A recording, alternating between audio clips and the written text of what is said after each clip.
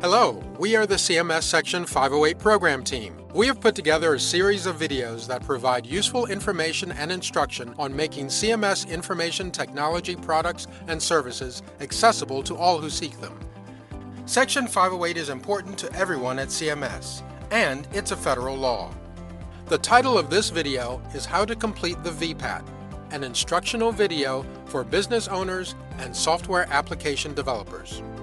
What is the VPAT? If you are developing software applications for CMS, an important step in the CMS Section 508 approval process is completion of the Voluntary Product Accessibility Template, also known as the VPAT.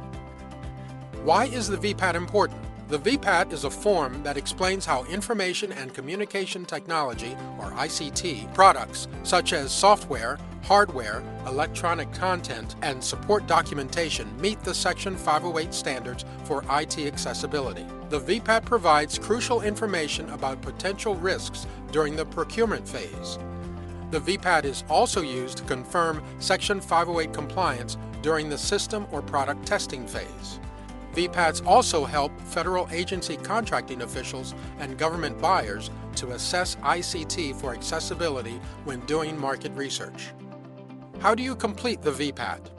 We strongly urge that you, as the business owner or developer, read the entire VPAT first before completing it. Please note that the VPAT contains a document with instructions which must be read and followed carefully. Most importantly, all sections of the VPAT must be completed before testing can begin. If the VPAT is incomplete, it will delay the testing and approval process. For the testing team to know exactly what application is being tested, the VPAT should always include the full name and version of the application. Also, please remember to include the software application itself or how it can be accessed. Which VPAT should you use? There are 4 editions of the VPAT available, based on the guidelines and standards being evaluated. These editions are 508, the revised Section 508 standards, WCAG, Web Content Accessibility Guidelines, EN, European Union's accessibility requirements, and INT, which incorporates all 3 of the above standards. Please note that CMS does not utilize EN or the INT standards, so the 508 and the WCAG forms are the only versions to select for CMS. What are the sections of the VPAT? In the first part of the template, you will list this basic information: the report title, VPAT heading information where you indicate which VPAT you are using, the name of the product being reported including the version of the product, a product description, the date of your report, your contact information, namely an email address in case we have any follow-up questions. A note section is provided if you want to provide details or further information.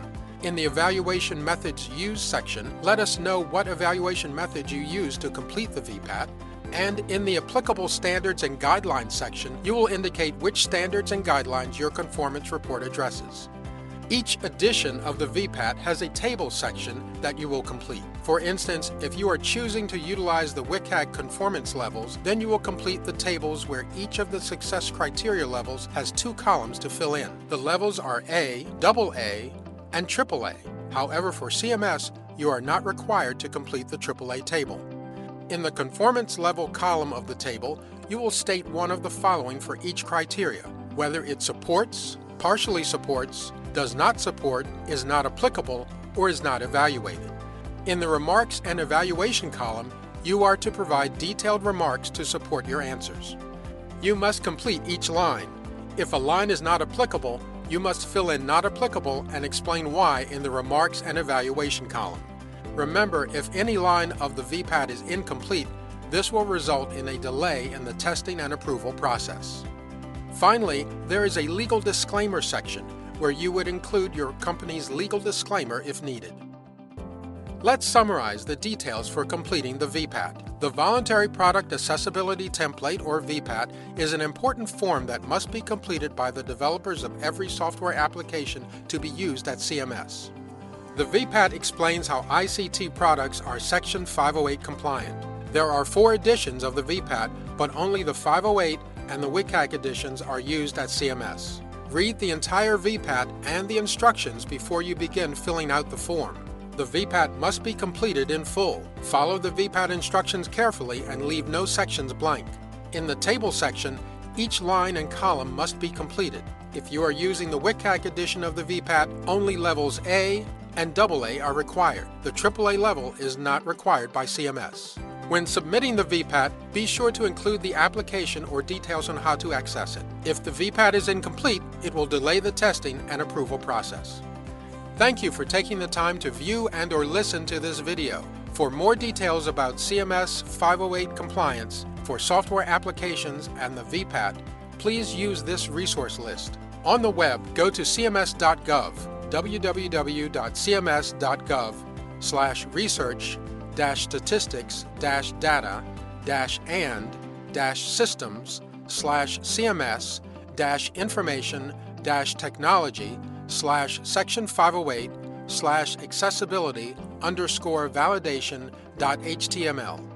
You may also email us at cms_section508@cms.hhs.gov, or continue to view other videos in this Section 508 videocast series.